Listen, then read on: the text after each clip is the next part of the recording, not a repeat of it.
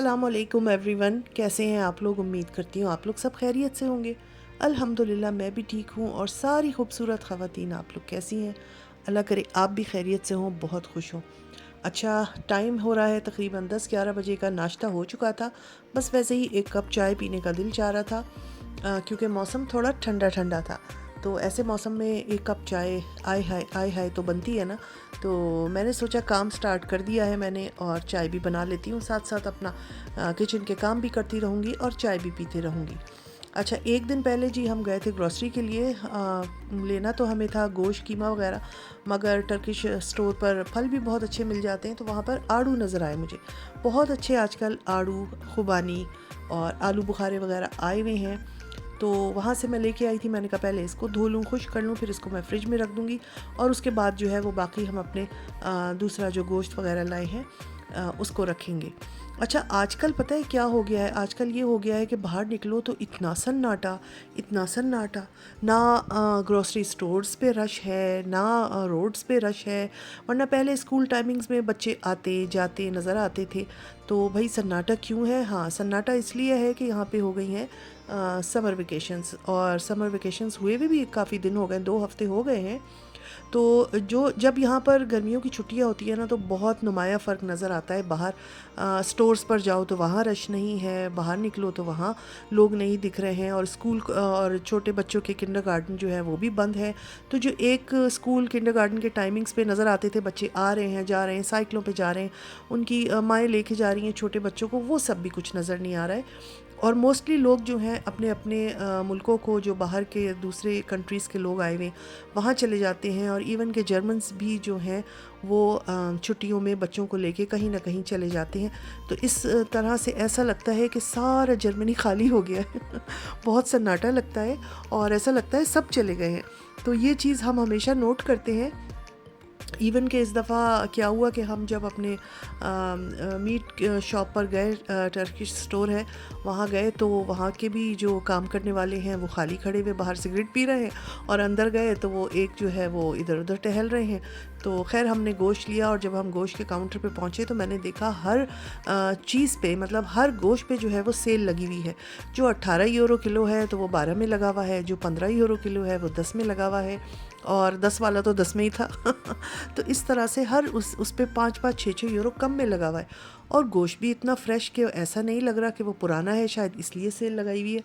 तो फिर मैंने उनसे पूछा तो वो कहने लगे कि नहीं, हम चाहते हैं कि गोश्त जो है वो ज़्यादा दिन ना रखा रहे, जल्दी बिक जाए, और क्योंकि लोग नहीं हैं, लोग आ नहीं रहे हैं, तो हमने उसको कीमतें कम करके सेल पे लगा दिया है। तो इस तरह से मैं तो बहुत ही देखकर हैरान हुई कि ऐसी सेल मैंने कभी नहीं देखी थी कि इतना कम प्राइस पे उन्होंने लगाया हुआ है। अच्छा, देखें ऐसा मौसम चल रहा है, इतनी प्यारी बारिश हो रही थी इस दिन। तो जब शॉपकीपर ने मुझे बताया कि हमने सिर्फ इसलिए सेल पे लगाया है ताकि हमारा ये जो है ज़्यादा दिन हमें अपने स्टोरेज में ना रखना पड़े, और कम कीमत हमने लगा दी ताकि ये जल्दी बिक जाए।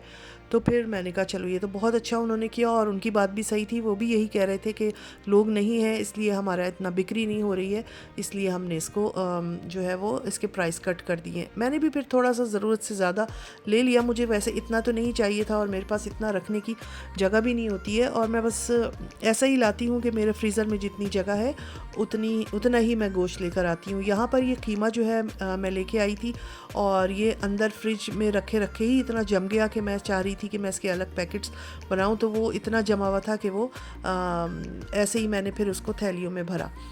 तो यहाँ पर जुलाई में, अगस्त में जब बच्चों की छुट्टियाँ होती हैं तो ऐसा सन्नाटा हो जाता है। आप जो जर्मनी में लोग रहते हैं वो मुझसे मेरी इस बात से इत्तेफाक करेंगे कि एक नुमाया फ़र्क लगता है कि भाई लोग नहीं हैं, सब चले गए। ऐसा लगता है सब चले गए, कहाँ चले गए लोग। मैं भी जब कभी निकलती हूँ बाहर और मैं अपने हस्बैंड से पूछती हूँ, मेरे जहन में नहीं रहता कि आजकल समर वेकेशन है, क्योंकि मेरे इतना कोई बच्चा स्कूल जाने वाला नहीं है। तो फिर वो यही बताते हैं कि भाई यहाँ पर जो है वो लोग चले गए हैं, छुट्टियाँ चल रही हैं, इस वजह से इतना सन्नाटा है।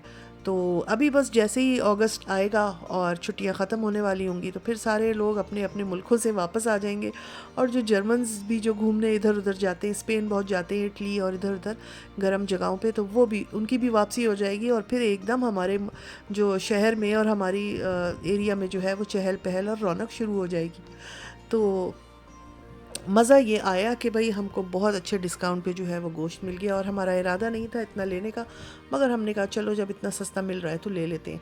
और ये मैं लाई थी उसके लिए, हलीम के लिए, जो होता है बीफ लाई थी। और मुझे हलीम बनाना था तो मैंने कहा चलो ये अच्छा रहेगा, मगर इसमें इतनी फ़ैट थी, इतनी चर्बी, चिकनाई थी, और मैंने उनसे साफ़ भी नहीं कराई। मैंने कहा मैं ख़ुद घर जाकर जो है वो अच्छी तरह इसको साफ़ कर लूँगी।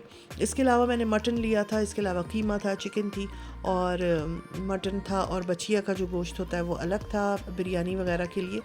तो भाई हमारे यहाँ तो जो है वो इस तरह से काफ़ी गोश्त आ गया इस चक्कर में कि भाई वहाँ पर जो हाफ़ प्राइस लगे हुए थे।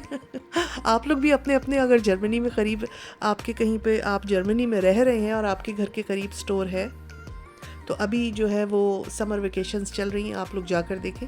हो सकता है कि आपकी तरफ भी सेल लगी हुई हो, जैसे कि हमारे घर की तरफ सेल थी।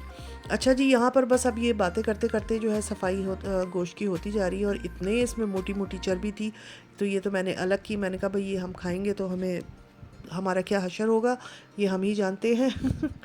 और इसके अलावा फल भी बहुत अच्छे आजकल आ रहे हैं और फ्रेश आ रहे हैं, और मज़ेदार उसमें जूसी आड़ू और खुबानी और आलू बुखारे, इनका ला के मैंने शरबत भी बनाया था और आप लोगों के साथ भी शेयर किया था। तो इसी तरह के जो है वो आजकल बहुत अच्छी अच्छी चीज़ें, गर्मियों की फल वगैरह बहुत अच्छे आ रहे हैं।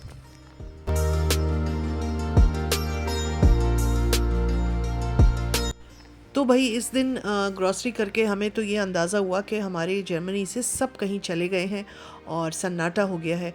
और ये वाला गोश्त जो है ये था, मटन था, और इसके मैं छोटे छोटे 2-4 पैकेट बना लूँगी। इसके अलावा बीफ लिया था, बछिया का भी गोश्त लिया था।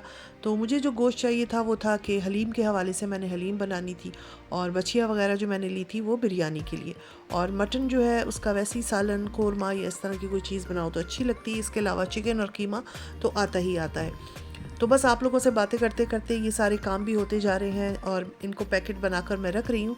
अच्छा, कुछ लोग जो है इसको धो कर रख लेते हैं। मैं भी एक ज़माने में यही करती थी, सारा गोश्त लाती थी, उसको धोती थी, उसका पानी जब खुश्क हो जाता था फिर पैकेट बनते थे और फिर वो फ्रीज़र में जाते थे। मगर फिर मैंने कहा कि भाई बहुत टाइम लगता है, एक एक्स्ट्रा टाइम उसके लिए चाहिए होता है। अभी तो ये होता है कि मैं ऐसे ही गोश्त जो है वो रख लेती हूँ। सिर्फ ये है कि अगर बड़े बड़े बड़े बोटे हों तो उनको, उनकी छोटी छोटी बोटियाँ कर लेती हूँ और ऐसी पैकेट्स बना लेती हूँ। और वॉश मैं फिर उस वक्त करती हूँ जब हम पकाने के लिए इसको फ्रीज़र से निकालते हैं और डिफ्रॉस्ट करते हैं, तो फिर उसको उस वक्त हम अच्छी तरह धो लेते हैं।